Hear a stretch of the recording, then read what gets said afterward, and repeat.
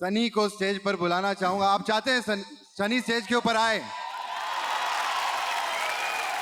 सनी, पूरा सिंगापुर यहां पर आपका इंतजार कर रहा है, प्लीज।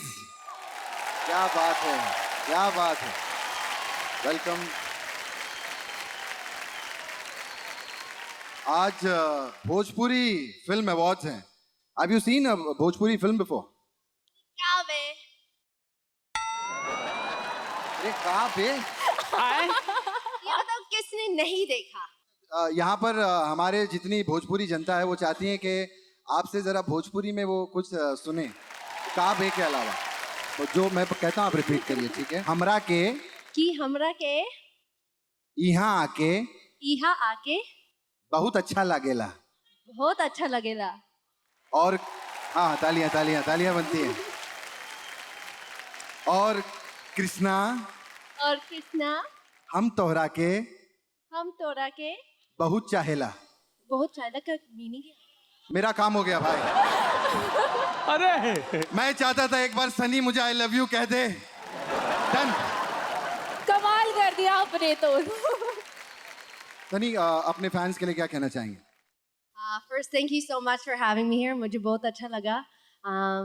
Audience में you guys are amazing. Thank you so much. मुझे इतना support किया यहाँ मुझे लेके आए, so thank you very much. And I love you.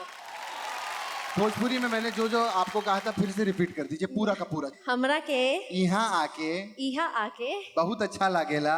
बहुत अच्छा लगेला। किसना हम तोहरा के। No.